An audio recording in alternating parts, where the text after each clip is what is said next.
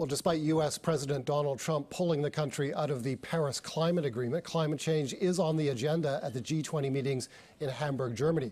Prime Minister Justin Trudeau has told a German newspaper that the group will rally together and urge Trump to, quote, lead the way on climate change. For more on this, we're joined by Celine Bach. She's president of Analytica Advisors, and she joins us from Ottawa. Celine, thank you very much for being with us. That remark by our Prime Minister Justin Trudeau that the G20 leaders, the G19, if you will press Donald Trump to, quote, lead the way on climate change seems at first blush incredibly naive. Is there any prospect that Donald Trump and the U.S. administration can be persuaded to, quote, take the lead on climate change?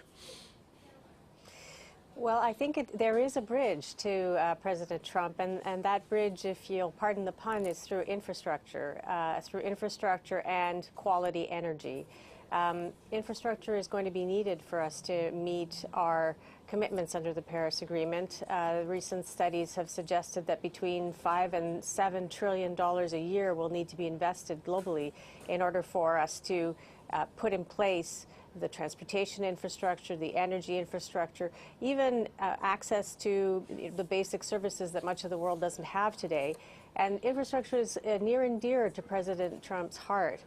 So are SMEs and small firms, and particularly firms that are led by women. As you may recall, when there was the state visit by Prime Minister Trudeau in Washington, there was a good deal of positive energy around the opportunity to build up women as drivers of global trade. And so clean technology, infrastructure and a feminist agenda might be the way to bring Trump into the circle on climate change. In a paper that you've written fairly recently on this subject, you refer to scaling up infrastructure that is low carbon and climate resistant, that type of infrastructure is needed to meet climate and economic goals. Can you give us some tangible examples of infrastructure that is low carbon and climate resilient? So in terms of low-carbon infrastructure, I mean, the new rapid rail link that's being, for which there will be an environmental assessment between Toronto and London and passing through Waterloo is a prime example of that. I mean, none of us relish the idea of spending time on the QEW. That new high-speed train link will bring a lot of cars off the road. That is definitely climate consistent infrastructure.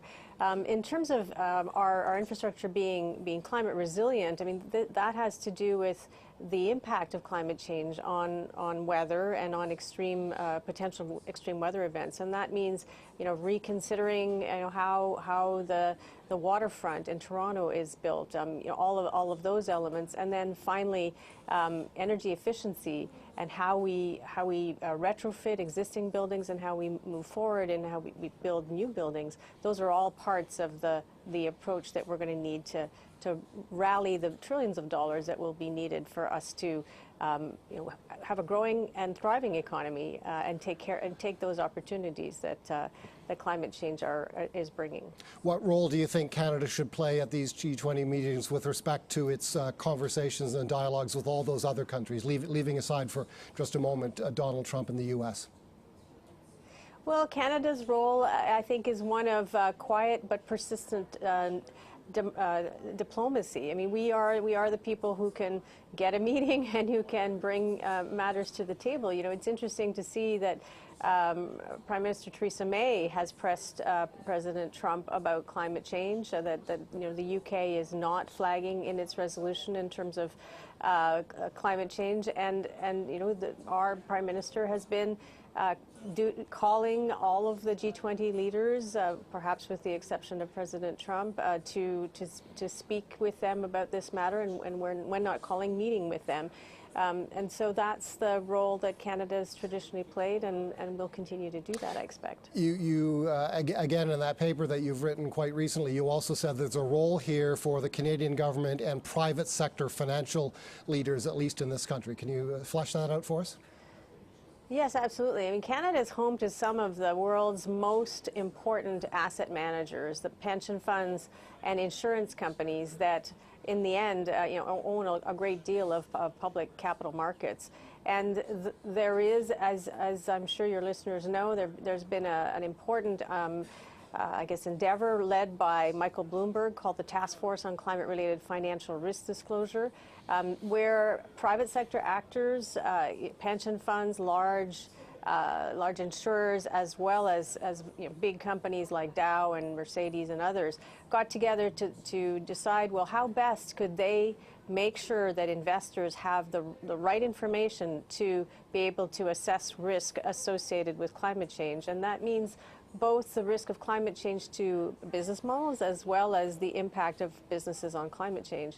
And so those private sector leaders in Canada and around the world are now, looking at just what does that mean? What do they need to disclose in terms of material risk, and what do they need to require from the issuers in which they are investing? And I'm quite optimistic on the capacity and the desire of private sector, financial sector leaders in Canada to really move that forward.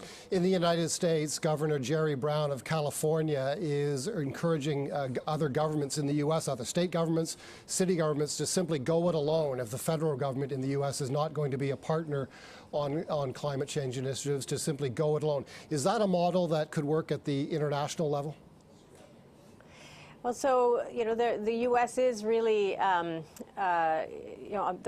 a collection of state-level power is very important in the United States, and so it's to be expected that what sometimes are referred to as sub-sovereign governments will continue to move forward with their clean energy plans in a large measure because it's less expensive. I mean, the cost of solar energy is now comparable to grid parity with coal in many states. And so because those state governors are responsible to ensure that their citizens have access to the most effective and clean energy at the best price, they'll be moving forward with clean energy plans as well as low carbon infrastructure plans. We should expect to see a lot more connection between cities and sub-sovereign states, as well as the private sector, as one by one, we all step forward with our plans to take the opportunities, the growth opportunities, as well as the need to prepare for climate change. Celine, thank you a great deal. It's a pleasure. You're welcome. Celine Back is president of Analytica Advisors. She joined us from Ottawa.